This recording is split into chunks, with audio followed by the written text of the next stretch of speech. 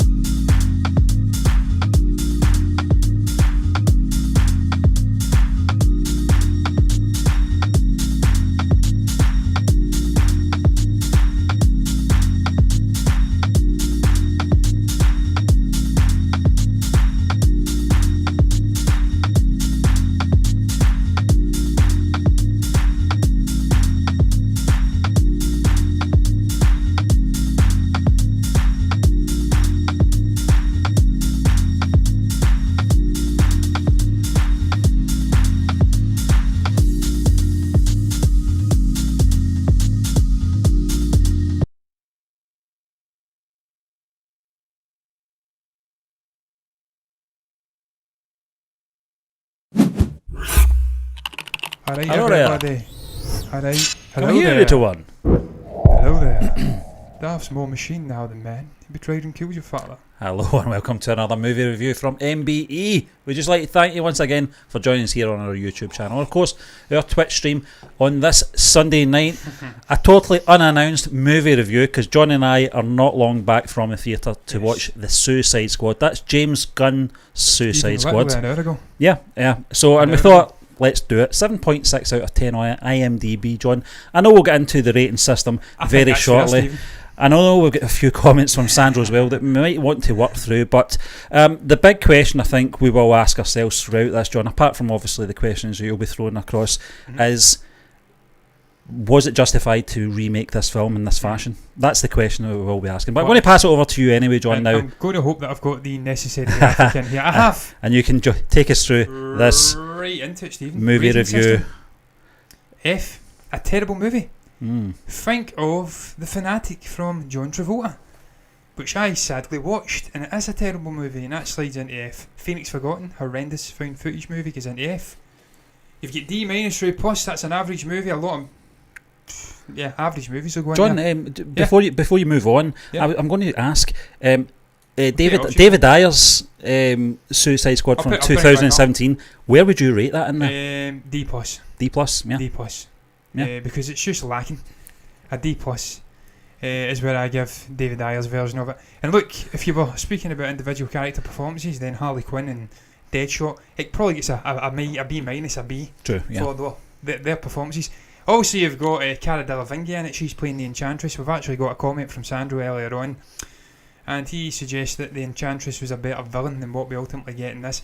I slightly disagree with that. She was a more compelling villain in a sort of Because she's a good actor. a communicative sense. This thing was a big fucking sort of starfish alien. Wasn't doing much communicating aside from the actual things it was controlling. Almost like the Borg in Star Trek, the Borg. Yeah. But it's still better than that Enchantress one for me because it was a shite performance from Cara Delevingne. Her eyebrows annoy me. But I think overall she is a good actor. Just in that film, she was a bit miscast. Steve, I'll just quickly round this up, man. B minus through plus. It's an excellent movie.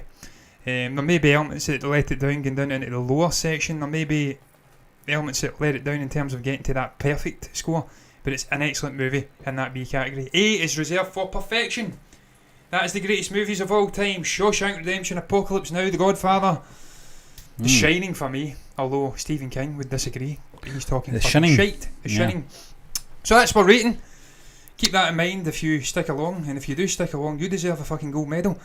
That's how we're going to rate our movie when we finally get to it. Sandro has fired a few comments in, Stephen. I don't think Sandro's enjoyed the movie, to be fair to say. And look, all art is subjective ultimately. One man's trash is another man's treasure. I personally really enjoyed this movie as a sort of basic level review. I enjoyed it. I thought the character development was compelling, and that's what, to me, is what James Gunn is good at in his movies. You think of Guardians of the Galaxy, and you've got this ragtag group of unlikely bedfellows residing in this ship. Rocket Raccoon, Drax the Destroyer, you've got Peter Quill, Star-Lord, Gamora, Groot, all these sort of wisecracking, superficially cool characters, but underneath there's this hook to the audience. They've got this pain, this darkness, emotional core, and again, for me, that's what he's got in this movie, and that's ultimately why I liked the movie, because I connected to the characters in this ragtag Suicide Squad. If you're talking about stories and villains, then that is ultimately why I'm going to mark it down. Starfish Alien was weird. It was, wasn't it? I says that when I seen it in the actual trailer. I'm like, what the fuck are they doing? It's a Starfish Alien. Yeah. And when I seen it in the movie, it didn't get much better. It was a little strange. But we've got theories for this. We've got theories for villainous turns. I actually have my theory on who the proper villain was in this movie, but we'll get to that. A couple more comments. Average use of script from James Gunn. Sandro doesn't like the movie at all. I think we're going to disagree on a lot of things for once. Sandro, we're usually singing from the same hymn sheet when it comes to things like Kathleen Kennedy and alt-right bawbags on the internet, like Doomcock and stuff like that, and Jeremy from Geeks and Gamers. But in this one, we are going to disagree, but we'll get into the review as we go. Sin's Corner says, my son and I saw it last Thursday. We both enjoyed it a lot. Going to see it again tomorrow. Well, we just came out the theatre. The screening finished at 20 to 10 or something like that, so it's not even been an hour since we get back. I've got tore into a McFlurry John, we've from done this McDonald's before, and I've haven't done we? my notes. We've done this before coming out of theatre. The only time we did it was the last Jedi. Yeah, it was and it didn't end well. John, it was a bit of a shambles as well, to be honest with you. Sin's giving it a B+. And look, we'll get to it. You're in the similar range to us. I've been flip-flopping all over the place. I'm changing my tune every second. Yeah, that was my biggest issue with the film. Starro, it wasn't enough to affect my overall enjoyment. That's where I'm that's kind of where I'm at with this movie. But look, Stephen, what was your experience getting into this movie, man? Obviously, we've been well aware of James Gunn doing this Suicide Squad for years now. He gets sacked from Disney. Yep, it's got a bit of a story to it, for tweets he put out 10 years ago. And then obviously he took up right away by Warner Brothers. They gave him the freedom to choose any movie he wanted. And look, if you were to ask me what movie, what franchise would comic book sort of stories, characters would James Gunn adapt to movie, the big screen, I would have picked the Suicide Squad, because for the aforementioned reasons. Guardians of the Galaxy, it's almost like that kind of story in the DC. They all stated it would not be like the Guardians, so it was going to be a bit more deep-rooted and a bit more and violent, very fucking violent, this movie. So Stephen, we were aware of it for a good couple of years. We knew it was getting made. I've been following it along the way, the process of the production, the behind the scenes photographs of Javelin Man and stuff like that. I've been howling at the actual teasers coming from DC Fandom, I think it was, of Weasel. Where were you, Stephen, getting into this? Because me, I was perfectly attuned to what I expected from this movie, what I expected from a James Gunn movie, and ultimately knowing that I wouldn't be disappointed, because unlike Sandra, I actually do really like James Gunn movies. It's just he's got that style that connects with me, and his humour, it can, I think it's polarising. Well, I don't think Sandra's going to like what I'm going to say next. I still believe James Gunn, even after watching this movie, is still going to be the person that's going to do Justice League 2. I do believe that. I think he's able to handle a large cast. He's able to give them enough development and time on the screen. And this film, we talked about it before we came on, John, as well. Just over 2 hours long this film was. It's a classic Warner Brothers sort of running time anyway, but I don't think there was any problems with the running time in this film. I think there wasn't anything too sort of drawn out. There wasn't anything too crammed in or rushed. I felt that was okay. I think it was, John. But getting into it, I didn't want to make the mistake of building my expectations up to think this was going to be Guardians-like, because James Gunn warned us it's not like that at all. Apart from it's a collection of misfits and, social Degenerates, yeah. And I think don't compare it to the previous Suicide Squad film either, but I don't think that's very fair. But there is some tentative links. Yeah, the nods between obviously Harley Quinn and Captain Boomerang, they know each other. That's enough. You don't really have to go back and talk about something that happened 3-4 years ago. Yeah. What I will say is, though, everything that was in this film I expected it to be apart from the villain, but I know we're going to get into that anyway. But everything else was the dialogue in it, the swearing, the violence, the story. Idris Elba, fuck, favourite word. Yeah, the actual story itself, John, wasn't anything cutting edge or anything like that. But I didn't expect it to be. These band of characters have a purpose. They're sent in to do missions that no one else wants to do. That's the point of the Suicide Squad. Or what is it they're called? Can't remember what they're called. They've actually got a name. It's not the Suicide Squad. It's something else. I think you maybe think about Deadpool's X-Force.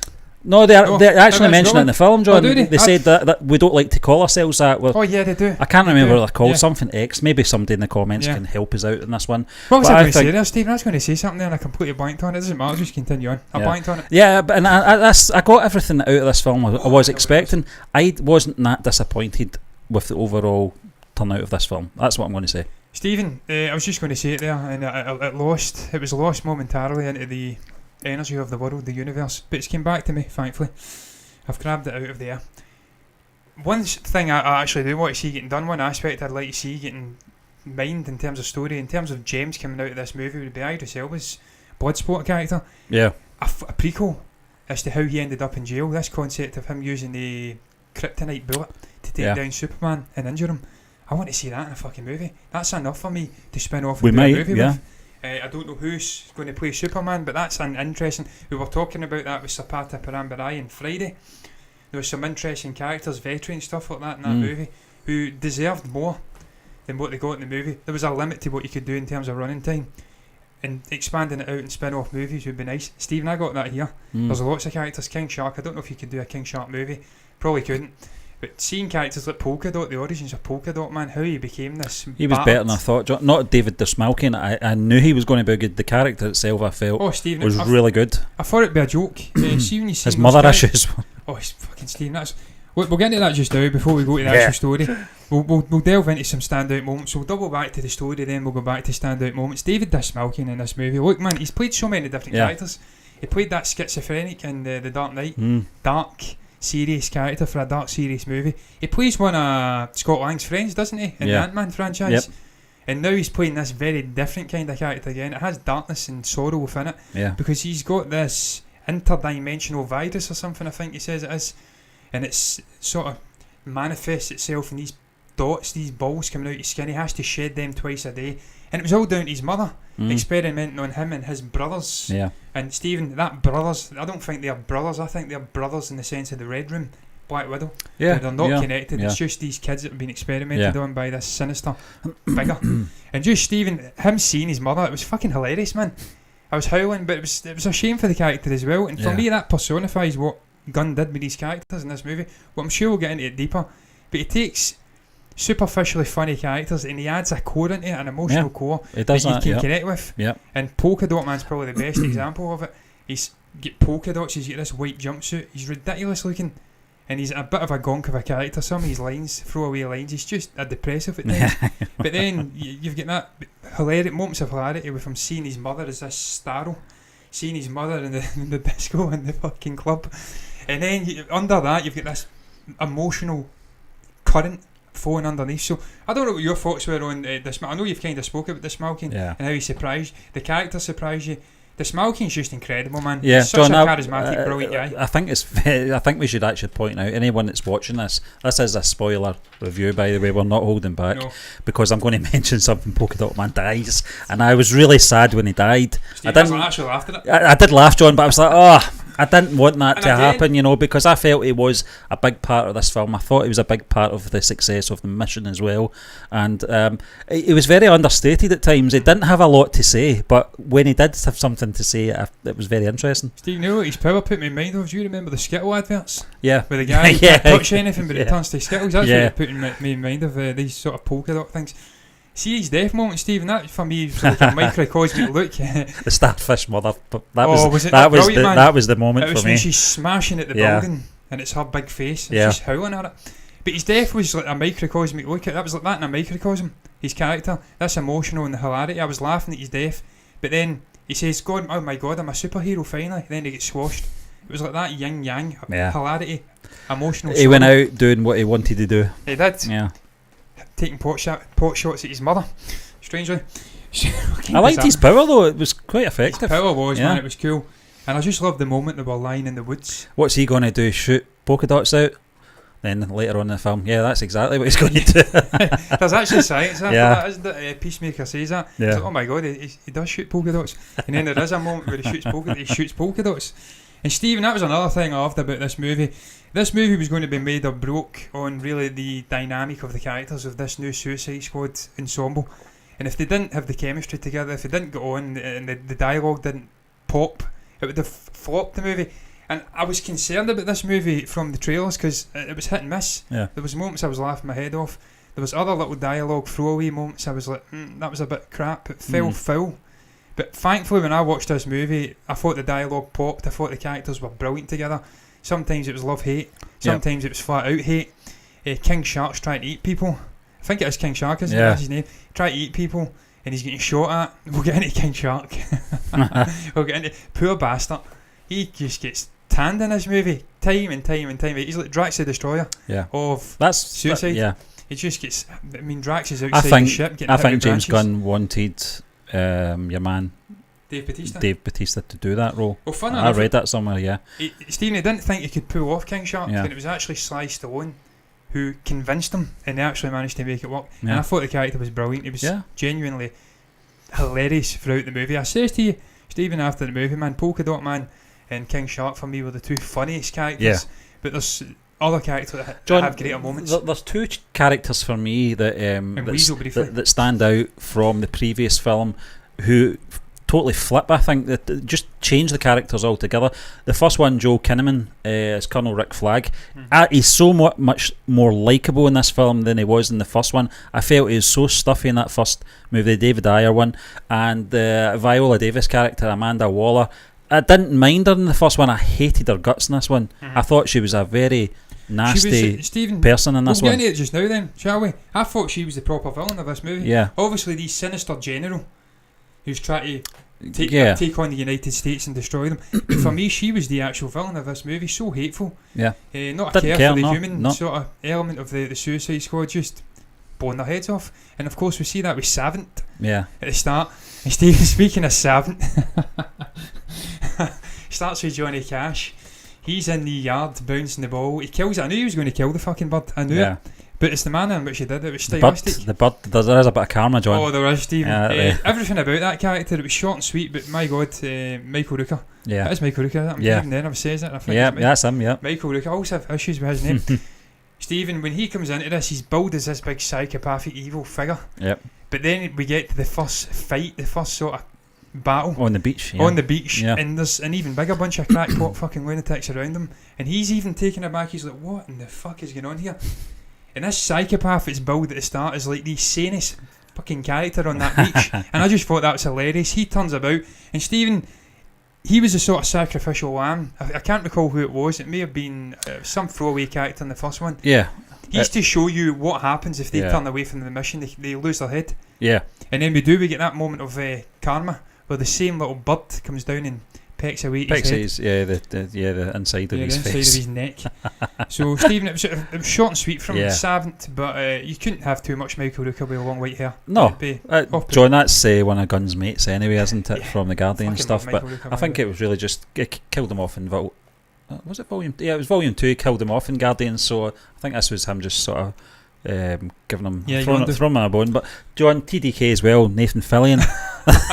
This is the moment I was like, what the fuck am I watching? Stephen, man, I was fucking those arms just floating about. Oh, because I think see the the detachable kid. The detachable kid. Yeah, his arms come off and he's trying to slap him. It's not having any effect. He must have a name for himself because Harley Quinn went, he's the detachable kid. Yeah, you know. Because ask him. And, I think that was funny. Javelin Man, but his names are letters.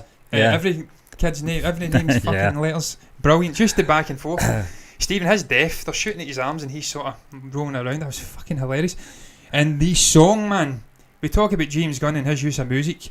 People Who Died by Jim Carroll Band. Yeah. He plays that as he goes over all the John, bodies. I was surprised with most of the film's songs in this. They weren't the sort of ones that you would have expected. Fratellis. They were the Fratellis was in there. They were more under the radar music. I felt. Well, no, I'm not going to say that. Maybe they are more famous than that. But Johnny Cash, yep, that was the one that stood out for me. He was incarcerated. Yeah, but I think most of the tracks I wasn't really aware of.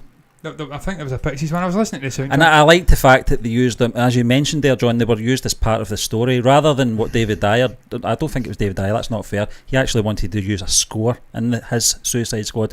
Warner Brothers just put in a soundtrack for any reason that, you had the Rolling Stones, etc. David Dyer was screwed, Stephen. Yeah, he was. We'll get into the sort of pros and cons of both movies. He was fucking screwed. He deserves his own cut to be seen the light of day. Sins Corner says, King Shark was pretty funny too. I liked all the characters. So did I. Thought they were brilliant. Even the early ones that died. What's his name? Javelin. He died. Your other guy, Stephen. Captain Boomerang. John, I was shocked at that. I couldn't believe it. I'm like, wow, they've actually killed him off. But that gives you stakes at the start of the movie. That gives you a reason to root for these characters. Because if someone like that, who was a big personality in the first movie, can die like that, any of them can die. Yeah. And I genuinely thought Harley could die at some point in this movie, but not to be, and I'm fucking glad.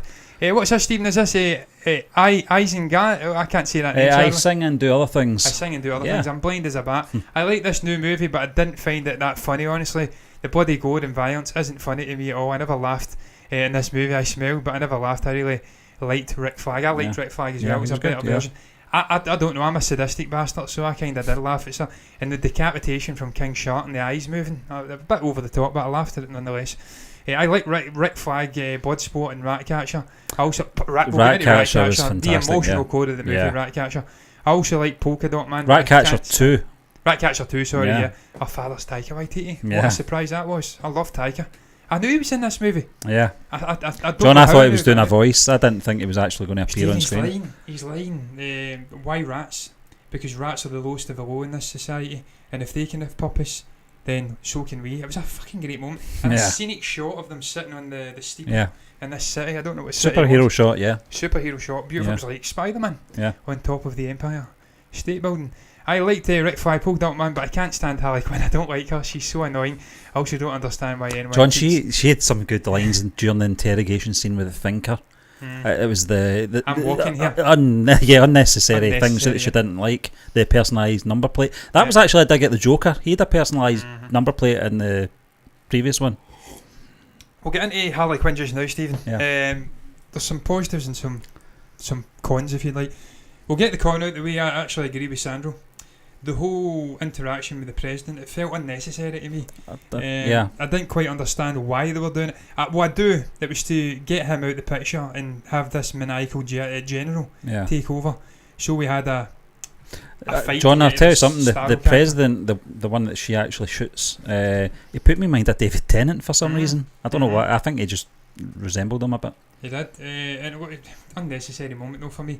But Stephen, in the main, I thought she was strong. The sequence where she wipes out the building. Yeah, that was good. Shocked and she's singing. She chokes the guy out with her legs. I actually thought watching it. There's worse fucking ways to get out than that. Getting choked out with Margot Robbie. So you're lucky bastard. Don't want to get choked out, but there's worse ways to go. And then also she wipes it out. It was almost. She's got her javelin back as well. Yeah, she gets her javelin back. Stephen, the spinning shot. On the line with Javelin saying he didn't finish his sentence. Carry it on, and she slaps him. Carry it on for who? Come on, and then she gets captured. Stephen, I thought she was good in the main in this. I can understand why people would dislike her though. She is one of those Marmite characters. And she's not going to evolve in any way. She's not going to change. She's going to be the way she is. And it can be great in that accent at times. As John, I think, when you look at the flip side of it and you look at like if there was a Joker character in this film, then the Joker had a stand-alone movie, and then another Suicide Squad film with the Joker in it, it would be samey. It'd be very samey. That's just the way it is. Stephen, look, but in the main, I did think she was strong. The sequence for me is the strongest moment in the whole movie in terms of action. Yeah. Where she wipes out multiple guys. She's got the pistols, the machine gun, the javelin. Just brings sort of humour, but she shows off her sort of choreography skills as well. For me, David Leitch-esque a great moment, almost one shot. Obviously it wasn't, but it was almost one shot, and that was obviously Harley Quinn. Other moments for me that stood out in featuring that character, also the end. It was fucking choreographed. She was going to jump off that building because it was leading right to the eye. It's like, wow, that's obvious. And then also she spears the eye with the javelin. I didn't expect it to go right in. John, visually that was stunning. Oh, wasn't it amazing, Steve? It was, yeah. The sort of light shining through this liquid. Yeah. She's through it. She's transfixed by the rats running in. The rats biting away at its brain. A visually stunning moment for me. And Stephen Ratcatcher, that'd probably bring me on to Ratcatcher. This review's just going to revolve around us speaking about all the fucking characters, incidentally, and why I like the moments and why they have this little emotional hook. Again, Harley Quinn doesn't really have an emotional hook in this movie. No. She's the anarchist. Yeah. She doesn't really have it. She's kind of doing her own thing, yeah. She does really, because when she kills the president, she says, "Look, I can't trust men anymore, and I prefer you this way with your head empty of all those little negative thoughts." She does have a negative hook. She's been burnt before by relationships, and that's kind of focused her, but not as much as other characters in this movie. The likes of Bloodsport, he has that emotional hook of his daughter feeling wronged about letting her down and not being a good father. He almost tries to be the father figure to Ratcatcher too. Yeah. She's lost her father. He bonds with her. At the start he's taunting her, "You're stupid," and then by the end he actually cares for her. Lots of other characters have emotional hooks in this moment. But what was I going to say there? Was it Ratcatcher 2? The end sequence unfucking believable, Stephen, when she calls all the rats out. That's a powerful moment. We do get that moment with her father. Why rats? And there's just a litany of great little moments in there. She's quite subtle.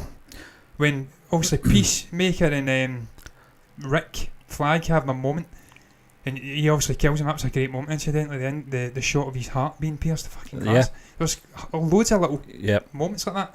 It felt unnecessary, but for John, me, I think the point of that was that it was to convince you, he's dead. He's dead. That's it. He's done. Because I think a lot of people would think, no, they're trying to throw us a curveball here. And that was just to confirm. It's like the Han Solo thing. Blow him up, implode him, make sure he's dead. You know. Steve, that just put me in mind of that moment with fucking Bloodsport, where he shoots onto the building. It comes off. It keeps falling down. It keeps falling. That was and then good. He has his little face off with Peacemaker. Yeah. And I loved the poetry again at the very start of the movie. Why you say we're all different? He's the exact same as me, but better. Yeah. Why? How can you be better? Smaller bullets. Yep. When they shoot, he's got a smaller bullet. It pierces it. Stephen, that was almost fucking Harry Potter, Deathly Hallows Part 2-esque, when it's Voldemort and Harry facing off and they combine their spells. When the bullets go through, over the top, absolutely over the top. But it's a comic book movie about they're fighting a big starfish, John. Exactly, fighting a big starfish, and if they walk away, their heads explode. So you kind of have to suspend disbelief. And the bullet going through the bullet's probably the most fucking plausible thing in the whole movie. But poetry, when it sort of shoots him. Stephen, I fucked off and I didn't realise there was an end credit. Yeah. I mean, there was an end credit scene involving fucking John. I was waiting for it because I did read the articles about Peacemaker having his own standalone movie, and if you didn't see the end sequence, you would have thought he died. And I thought he didn't die because unless they're doing a prequel, doing a Black Widow special, then he's got to survive us. There must be an end credit scene. I'll tell you this, Stephen, I'm normally a huge champion of View cinemas, and the Hamilton one nearby us in particular, very good cinema. Yeah. But those are by far the worst fucking seats I've ever sat in a View cinema. That was Cineworld Parkhead-esque. Bad. Unbelievably uncomfortable. And this wasn't a long movie, Stephen. I sat in 3 hour movies and watched movies for 3 years. The likes of that Chapter 2. That was a very uncomfortable experience, man. So View, you need to get your fucking shit together, man. Sins Corner has said, I loved Ratcatcher 2. I loved the Ratizel. Is that right? Ratizel, is that the little thing? Oh, right. Oh, yeah, the one that waves. The wee rat. Ratizel. That little rat. Oh, he was brilliant, yeah. He was fantastic. He just started the fucking show, by the way. Yeah, it was good, yeah. I see the little moment at the end with Bloodsport where he actually finally claps him. I'm like, yes. He's scared of him, but he's came round.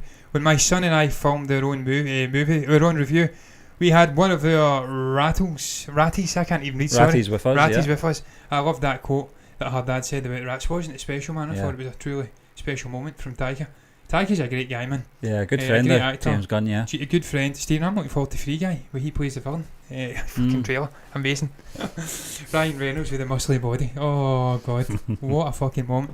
Honest to God. I need to go and see that. That movie's apparently brilliant. You wouldn't get it from the trailers. You'd think that's cheesy as hell. Yeah. But apparently it's incredible, that movie. I think only someone like Ryan Reynolds can pull that off. Yeah, exactly. Yeah. Stephen, Make other it credible. characters, Bloodsport and Peacekeeper. Yeah. A little one-upmanship clearing out the it's resistance hilarious, village. John. Wasn't that an incredible sequence? You think they're taking out the villains and they're not? I tell you what the best moment in the whole movie, the whole sequence was. It wasn't the heads exploding, delayed reaction. It wasn't the little sort of whistle dart things coming out of Peacekeeper. It was the electrocution of the guy in the bath. I think it's Bloodsport shoots the machine, it comes down and electrocutes him. I was fucking howling, Stephen. It actually put me in mind of What Lies Beneath, when he tries to electrocute his wife, I think, but she gets out. He tries to drown her. Yeah, I'm thinking about another movie entirely. I don't know which one I'm Groundhog Day. He tried to do his Groundhog Day. It is. Put me in mind of that. Fucking howled. The toaster in the bath. Yeah, man. It sort of delayed. He shot it and it fell down, and it was like, I'm like, yes. And then when they get to the sort of hut, and Rick Flag's sitting having a cup of tea, he's like, oh fuck, what have we done? She's like, where are all my men? Why didn't they alert us to your presence? What men? There's no men. And then I think it's Polka Dot Man gives it away. I envisaged them as my mother and killed them all. Fucking paraphrasing, of course, but Stephen, there's so many good action sequences in this fucking movie, man. There's so many great extended moments. The first moment on the beach, there's all sorts of shit, and guys getting his face blowing off. Weasel's drowning on the fucking beach. I howled at that as well. Weasel getting drowned, then he's alive at the end. Yes. James Gunn's brother, isn't it? Yeah. He's kept his brother alive. He nearly killed him though, bastard. John, Task Force X, that's what they're called. Task Force X. That's the proper name, yeah. That's the one, yeah. What did you get that, Steve? Did you search that? It was on IMDb, right in front of me, and I didn't Task even see Force it. X. It doesn't sound as good as the No. Suicide Squad, does it? It's got a certain rhyme to it. Is there any other standout moments for you, Stephen? Bloodsport being a bit of a backstabber? Not Bloodsport, Peacemaker, yeah. Peacemaker. I didn't see it coming, I'll be honest with you. I didn't really see that happening. I thought perhaps maybe they would have came to some kind of truce between both of them, but it went the other way. But I think it's intriguing, John, how they're going to handle the Peacemaker character as a standalone movie. Now we know what he's all about. You know that he's a bit of a rat. You know. Well, Stephen, again, the emotional hook. Not so much an emotional hook, but it's something to connect onto the character. We find out pretty damn sharpish. He's a principled man. They think they say, why you call Peacemaker when you're clearly not peaceful? Because I'll do everything to get peace. Yeah. I'll kill anybody to get peace. This guy's fighting for the government. He wants to cover up their involvement. Yep. And he's principled enough to kill Rick Flag and anybody else, Ratcatcher too, to get his hands on that data disc and get to fuck. That's the phrase, tiny whitey's racist, John. No. Oh, Stephen, what that moment, man. Oh my god, that was another fucking great moment. They're all startled by King Shark trying to eat Ratcatcher. He stoats up with his white underpants on. Man, that was like fucking Cristiano Ronaldo. Every team photo after a big win. Yeah. Cristiano Ronaldo stoating about with his means walking about, incidentally, in Scotland. Walking about with the pants on, man. He's got a great physique, man. You can't know the guy. He's worked his balls out. I thought that was hilarious, that moment. Absolutely brilliant, man. Really funny. He's laughing at him as well. Oh, you're scared of rats. Big tough guy. They've all got cores though, man. That's what I'm saying. And ultimately, as I said earlier in the review, that's what connects me to James Gunn movies. I think your love and your appreciation, certainly of his comic book movies. Yeah. I can't speak about ones prior to that because I've not yet watched other ones. I'm going to have to address that. But certainly his comic book movies, what's going to make or break your love of it is connecting to the characters that he's introduced to you. Yeah. And he has a way for me of giving them that heart, that soul. He fills them out and you bond to them. You either bond to them or you don't. If you don't bond to them, you're going to hate the movie. If you do bond to them like me, you're going to fucking love the movie. Because for me, I don't think he's a pedo, no, Sandro, I don't. I just think he was edgy. He was an edgelord back in the day. There was a lot of comedians quite edgy. They were dancing that sort of precipice between being too far and being quite funny and edgy with it. I don't think so. I think he's a misunderstood. What was I going to say there? What was I going to fucking say? I've lost the plot there. Who's Milton? What Who's Milton? That was the best bit for me. You asked me in moments, John. Oh, yeah. That was one of the funniest moments. Who's Milton? He's the only guy that's been with us the whole time. And I don't know him. And then she thinks that Idris Elba's... Yeah. Of course, I've been speaking for about 2 hours. And he's like, nope, wrong guy. So he walks away. Yeah. So Stephen, the characters were fucking brilliant for me. Yeah. I loved the vast majority of this new Suicide Squad. I thought it was much more stronger than the David Ayer one. Yeah. The David Ayer one, realistically, you had Rick Flag. He was okay in that movie, not as good as this one. Harley Quinn was the absolute standout, and then Deadshot from Will Smith. Will Smith's good in everything he's in. And you could maybe say Boomerang, but for me it was a much weaker squad. I think, John, the Warner Brothers studio at that time was really, really obsessed with making sure it linked in with the whole DCEU as well. You know, throwing Ben Affleck's Batman in, you know, just at the start of that film, linking it up with the Joker stuff and the Harley Quinn stuff. I think Ben Affleck actually kisses Batman kisses Harley Quinn at one moment to save her life. I think she was drowning. That kind of thing. It was just, there was too much of that. You didn't really need that. You know, you could just have references, you know, little throwaway comments. You don't have to visualise everything. I think at that point that's why that film suffered. They were too restricted in boxing themselves into that sort of formula at that point. And then ultimately they just didn't cast as strong with this one. They just let James Gunn do what he wanted. Michael Rooker, David Schmalkin, Peter Capaldi, fucking great. Peter Capaldi. So I don't know what you'd call it. Being his being himself, being the thick of it character again, swearing, Glaswegian accent. Yes, he talks like that. I love the fact. Yes, he didn't change his accent. I love it, and he's swearing, basically saying to him, I can't do a Peter Capaldi accent. Incidentally, I try to kind of Billy Connolly, you know. Yeah. Billy Connolly, when I was a welder, he has his moment where he kind of rants to them and says, look, don't be so fucking naive. The US government are involved. It was US astronauts that brought this fucking abomination to the planet. Stephen, that's getting on to the Thinker incident. That's another one. Just briefly speak about the Thinker. I thought he was a bastard of a character, but a necessary character. He was the guy that he obviously tortured people for over 30 years, but he brought that revolutionary moment where the US government are doing it. He enabled them to get the data, the disc, and then that ultimately gives them freedom at the end when they prevail. If it wasn't for that, they wouldn't have been free. And I don't know how you would have ended this movie realistically, but they've just kept fucking working for. You're going to have sequel after sequel after sequel. They've now got some form of clearance, for lack of a better word, from it. So he wasn't an amazing character. He wasn't in the movie a huge amount. And he did get his comeuppance getting killed with that fucking. I love the fact he get ripped apart. Lots of gore as well. That's the other thing. The gore. We had someone in the comments saying that they didn't really like the gore. They're not a fan of gore. For me, I fucking love gore. King Shark ripping the guy apart, chewing on the guy's head. This isn't a surprise. James Gunn told us months ago this was going to be a gore fest. He did. If you don't like that kind of thing, then don't watch it. Simple as that. And another thing, if you don't like James Gunn films, don't watch them. Yeah, that's true. Simple. True, Simple as that. But to be fair, you don't know if you're going to like it unless you watch it. You may be surprised. I think if you get a deep hatred of someone though, John, what's the point of watching it just so you can be critical of it? Well, Stephen, as you do know, I love James Gunn, so that's not an issue I've got. John, I don't really get into a film really that concerned about who's made the film. I don't really care about that, to be honest with you.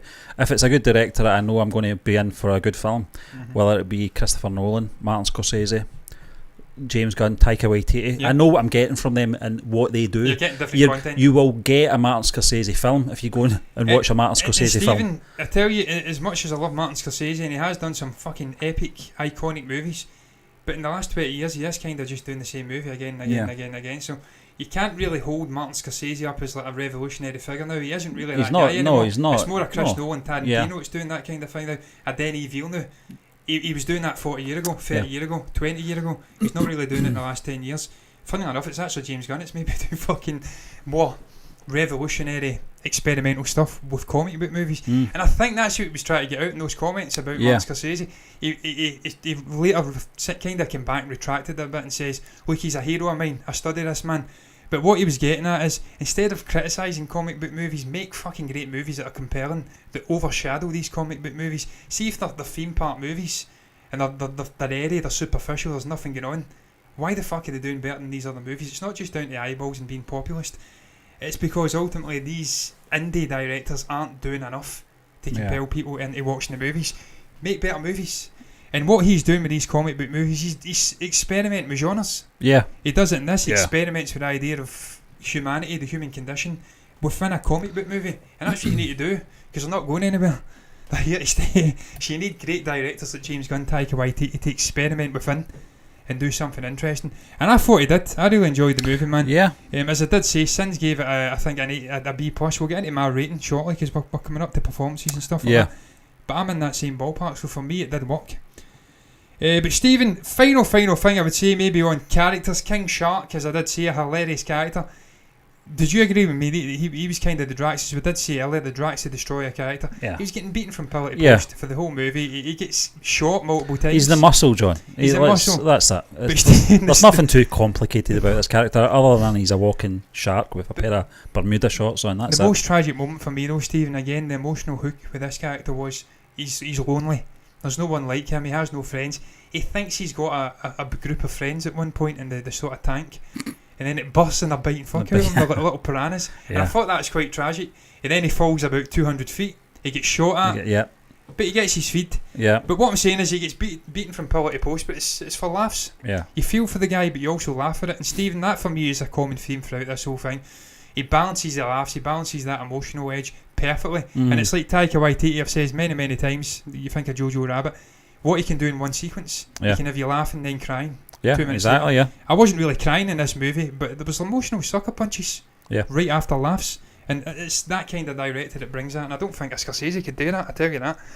So there's your fucking dinner. Yeah. But Stephen, performances.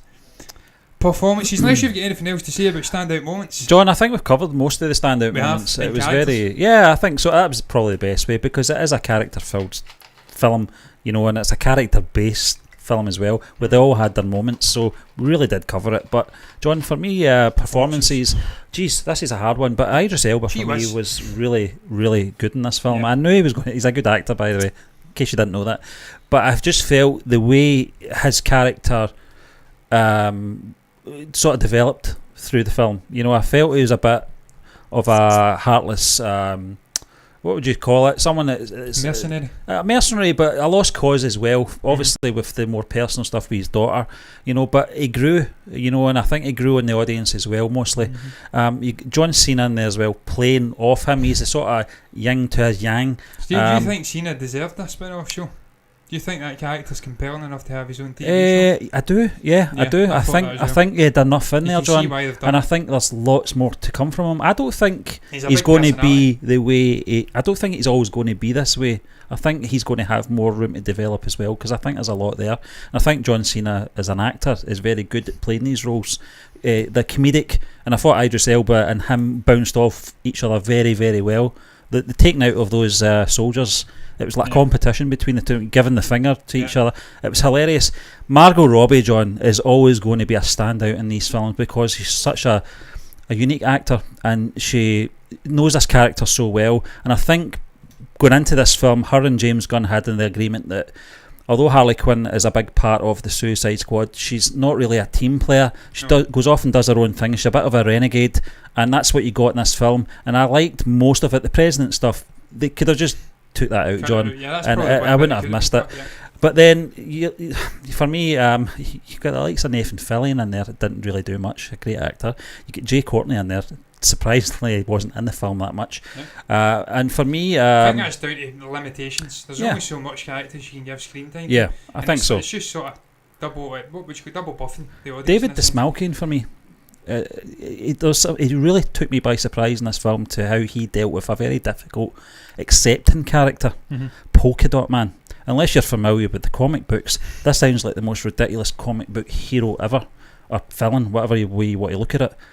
I felt he was great in this film. I would actually say he is my standout in this film. For the limited lines that he had, they were standouts for me. And there was something about him having those issues as well. His little backstory was very interesting. And I just thought that David Dastmalchian was probably my standout. Stephen, look, it's very hard to pin it down because there's some big personalities in there fighting for screen time.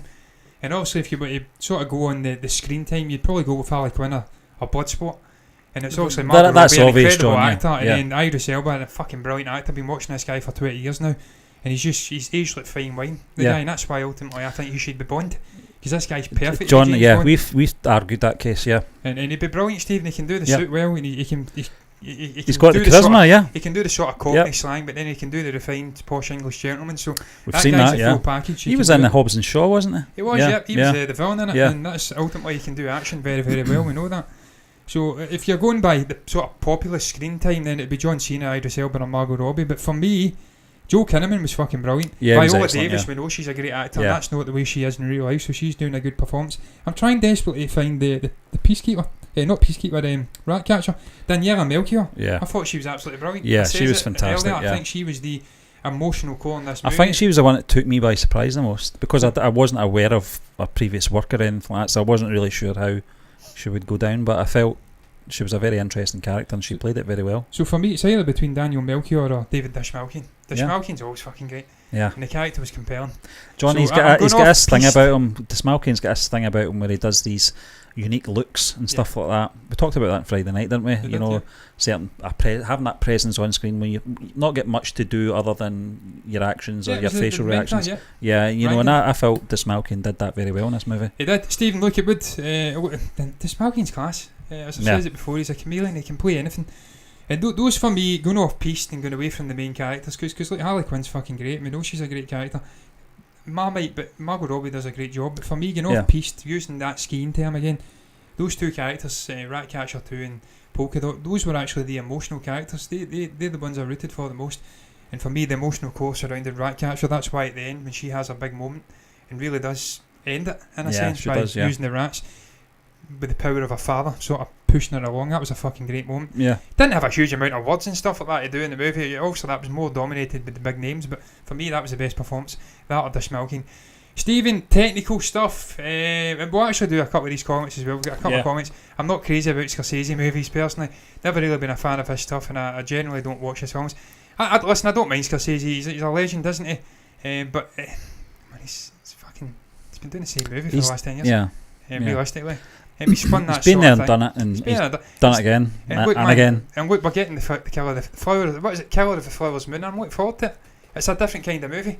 I don't really judge guys like James Gunn to the standard of Martin Scorsese. John, I think I'll be honest with you. I think Scorsese has adopted Leonardo DiCaprio. I really do think and I think he's only hanging around to train him up to be the next Martin Scorsese, because he's almost there anyway. Well, I mean, DiCaprio's been producing his own movies and sort of having that sway in movies for a long, long time. He kind of made the decision in the 90s. The Heartthrob thing wasn't that he was better than that. It can only last so long. His own sort of production company. He handpicks his scripts, and he tends to work with Scorsese. When you make a name in the business, Steve, you get to work with the best fucking talent. Sadly, James Gunn isn't able to work with guys like Leonardo DiCaprio because they just ain't going to do comic book movies. So he has to do the best he can. And look, man, as I say, you can't compare. It's like comparing apples and fucking oranges. They're totally different things. They're doing different kinds of movies. I don't know why you compare Scorsese to. I don't know why you have to. It's like comparing football and rugby. Yeah, totally different things. Two great names, two great sort of filmmakers, and you can enjoy both. They don't have. It's not one or the other. You know what I mean? Yeah. Something else I enjoyed about the movie was Harley Quinn.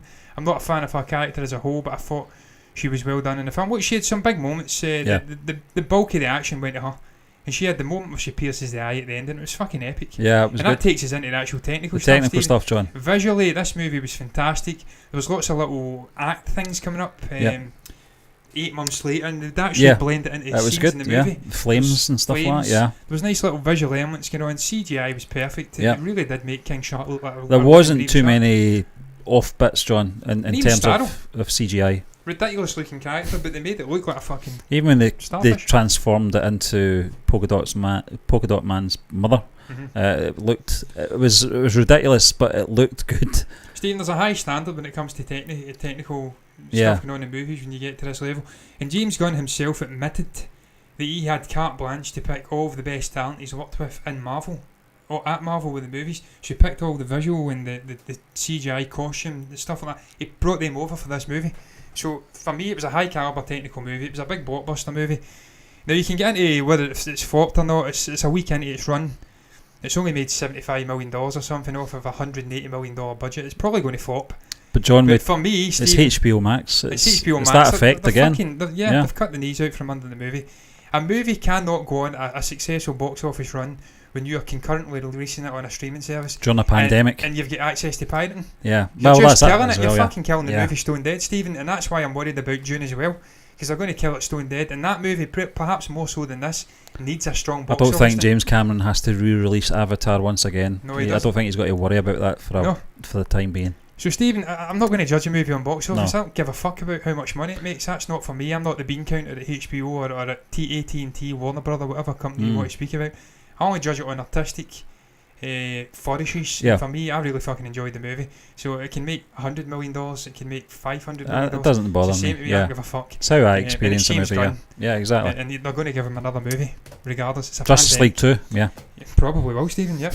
Stephen, he's pretty much confirmed he's going back to DC. Yeah. He's going back to Warner Brothers. They've said they'll welcome him with open arms regardless, and he'll have a pick of whatever sort of stuff he wants to make. The same with J.J. Abrams. These are big Do names. you think he's going to be doing the Peacemaker film? Is he? JJ? No, do you think James Gunn's going to be doing it? Is it not a TV show? I think Is it's a it? TV show. All right. I think yes, he's working on Yeah, it. he's maybe a producer then, an executive producer yes, on he's it, working. possibly. It's his character. Yeah. He's going to take a close hand in guiding it in Yeah. this next sort of story. Other technical aspects, the score, the soundtrack. I thought the score was okay. It wasn't mind-blowing by any No. means. The soundtrack John, was the slightly disappointing. score actually reminded me of bits of Kick-Ass. I don't know if you remember that sort of, you know, the moment Kick-Ass has got the sort of jetpack machine gun thing on, and it does that theme tune, the Kick-Ass theme tune. Oh, yeah, The actual score right. before it kicks into the Elvis thing, it reminded me of that quite a bit. I don't know who the composer was. I'm not really sure. But other technical aspects, John, we covered in terms of the stabbing of Days of Future Past. stabbing of Rick Flag. You know, visually that was very impressive.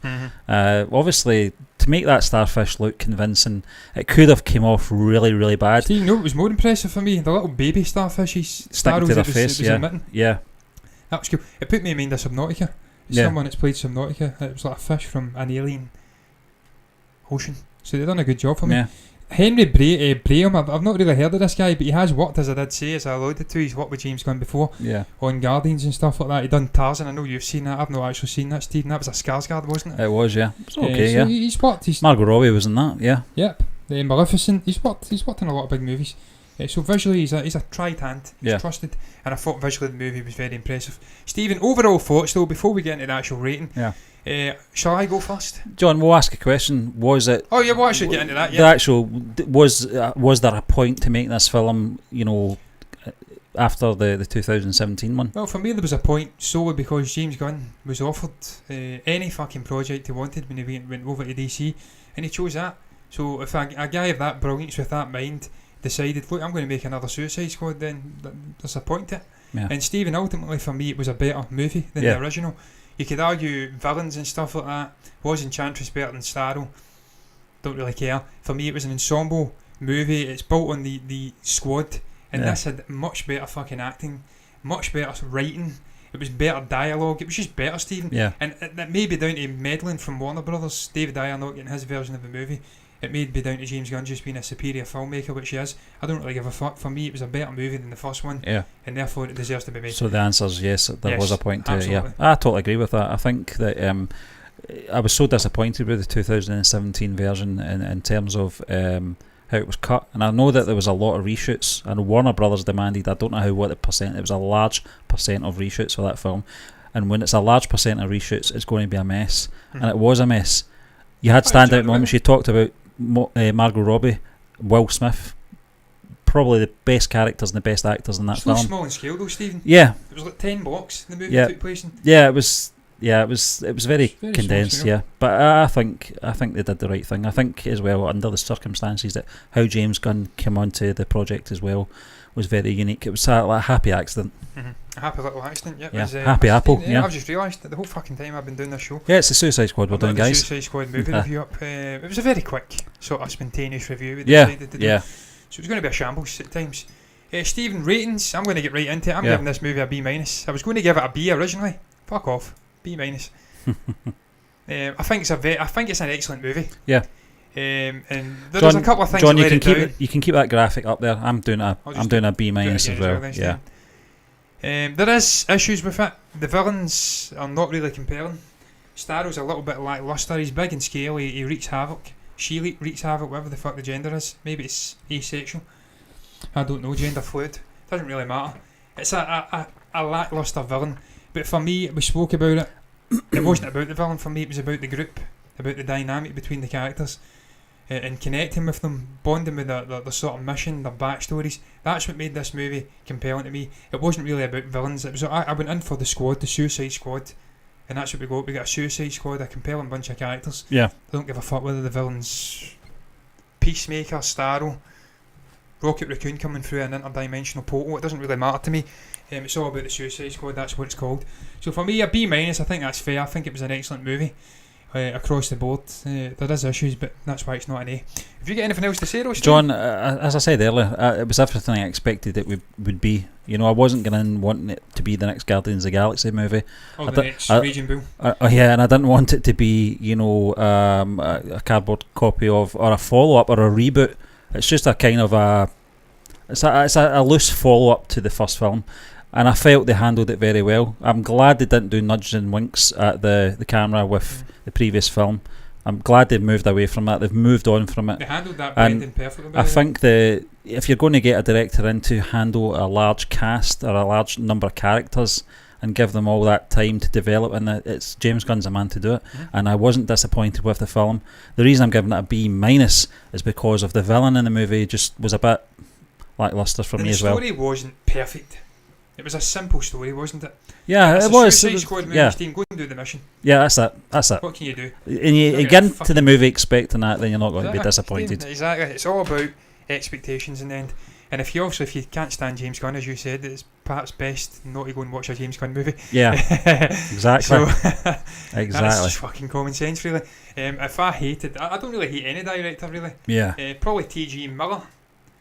Because he's a fucking bit of a chauvinist and he hates males, clearly, for some reason. Also, Dark Fate, he decided to attack the Terminator fan base. It's like, makes sense. You want your movie to flop me. Yeah. People don't want you to rewrite John Connor. You just want John Connor. Yeah. He was the fucking saviour. Even Ed's involved. Yeah. Yeah. Was it? Fucking strange. That was fucking James Cameron, wasn't it? At Comic Con. You got me to go and watch that movie, James, you bastard. Still love you though. Great guy. Since Connor, final comment we'll take before we round it up. For me it was about the group 2, not the villain, which is why disappointment with the villain wasn't enough to do in the film. But it's a Suicide Squad. Yeah. You're going to watch the Suicide Squad. You're not going to see fucking Starro. It's not Starro. It's not called Starro. So it makes no sense to me. Criticism of the villain actually destroying your enjoyment. It's what you see Robbie Idris Elba. But Sin's Corner, thanks very much for joining us. Thank you very much. Going to check out your channel actually, because I know that you do movie reviews with. I think it's your son, you've been subbed for a while, haven't you? I remember you commenting in the past, and I think you do reactions. I'm pretty damn sure I've watched reactions before, so I'm aware. But thank you for commenting. We do appreciate it. Bit of positivity. A little positivity. Bit of positivity amongst some negativity. Appreciated. I love the movie. It's all subjective. And if you hate the movie, that's absolutely fucking fine. But come on, Jimmy Savile, come on. Horses for courses. Jimmy Savile was a bastard. A fucking weirdo. He was into... What was he into, Stephen? I don't know, John. I don't really want to talk about that. He was into dead bodies and stuff like that. He was a weird bastard of a guy. Yeah. I don't think James Gunn's like that. Thanks, guys. That was fun. We popped in here a time or two. Have a great evening. Thank you very much. You too. Look, Cat's going to round it up, man. What was your thoughts on the Suicide Squad? Do you hate it? I had troubles even saying the Suicide Squad there.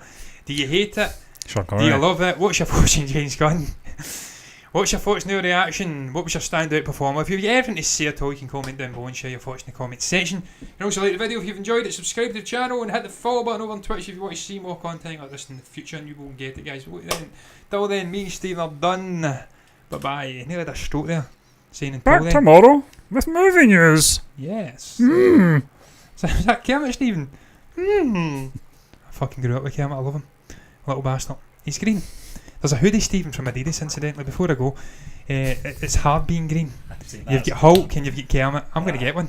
I'm going to get it. It's hard being green. It is hard being green. You can go to Celtic Park with it. Yes, exactly. Bye, guys.